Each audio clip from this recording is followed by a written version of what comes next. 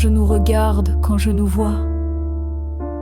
Je pleure des larmes invisibles.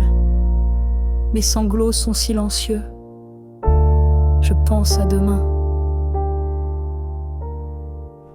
À cette course effrénée des puissants, à ce syndrome du toujours plus. Il faut croître, dominer, survivre. Ne pas se faire bouffer par le voisin. Nous sommes faits de sélection naturelle, d'un ADN programmé pour survivre, peu importe comment. Quitte à écraser l'autre.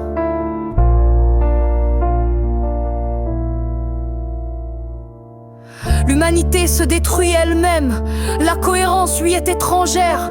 Chaque individu, chaque foyer, chaque communauté, chaque nation, chaque entreprise agit comme un prédateur pour ses semblables. L'histoire l'a montré 1000 fois, guerre militaire, guerre de classe, lutte de pouvoir, jeu d'alliance, trahison, frontières absurdes, conquête. Répétition.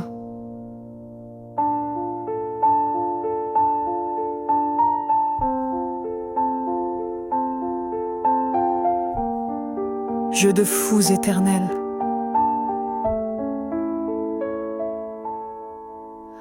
Et aujourd'hui, c'est l'apothéose.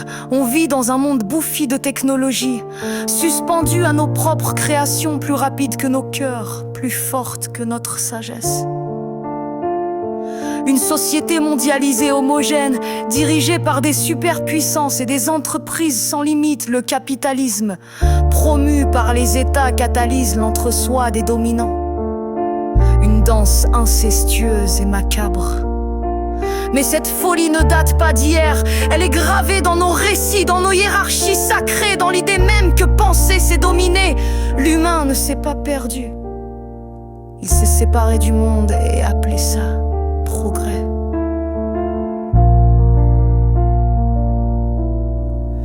Et tout cela nous mène droit dans le mur, un mur aux 1000 briques, lié à la robotisation, la confusion entre vrai et absurde, les guerres en flammes, celles qui s'annoncent, les puissants qui méprisent le peuple et amènent le fascisme sur les décombres d'un espoir de partage. Et sous ces cendres humaines, l'environnement saccagé, le vivant qui s'effondre, forêts éventrées, océans plastifiés, espèces rayées, frères nus et trahis sans un regard.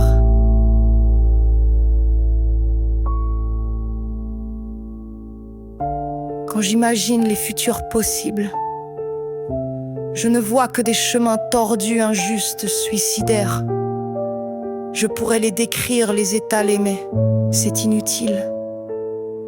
Tu sais déjà. Tu vois très bien de quoi je parle.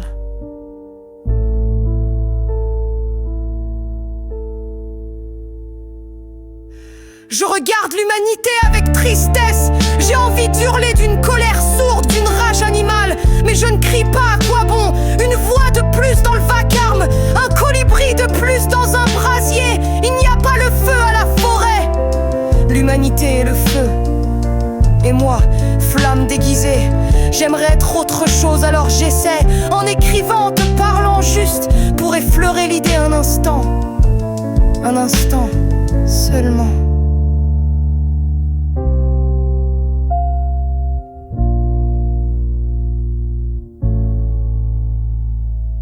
J'ai pitié de nous, de notre clairvoyance sans courage, de notre puissance retournée contre nous. Mais plus encore, j'ai pitié pour nos enfants, eux n'ont rien choisi, ils n'ont semé aucun mal. Et c'est dans les ruines qu'ils devront pousser, on aura détruit leur monde sur l'autel de nos petits conforts et de nos joies éphémères.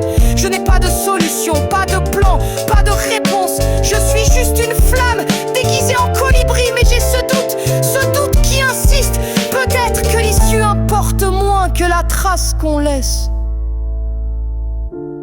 Peut-être que même dans les sols brûlés, il reste des graines de conscience.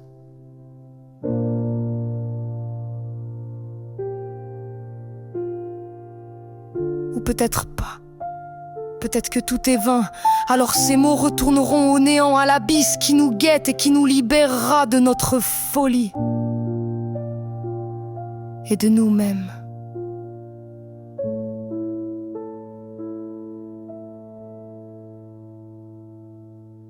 Tu sais, quand je regarde l'abîme trop longtemps, j'ai l'impression de sombrer comme si je me noyais dans le noir, comme si le vertige m'emportait.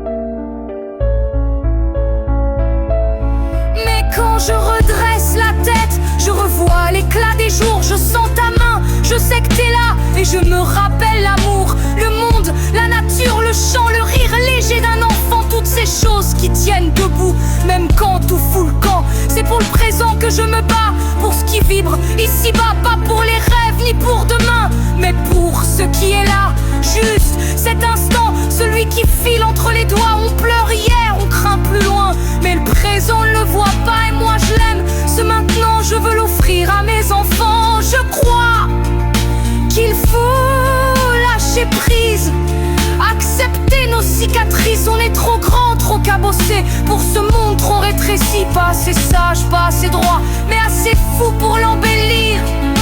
Et surtout, surtout, accepter que parfois c'est vain, mais que tant qu'on tend la main, même fragile, même incertain, alors tant qu'on se bat,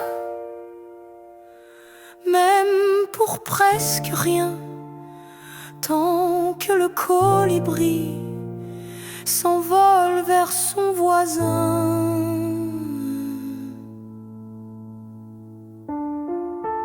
il restera de nous une trace qu'on ne voit pas, une lueur, une goutte douce,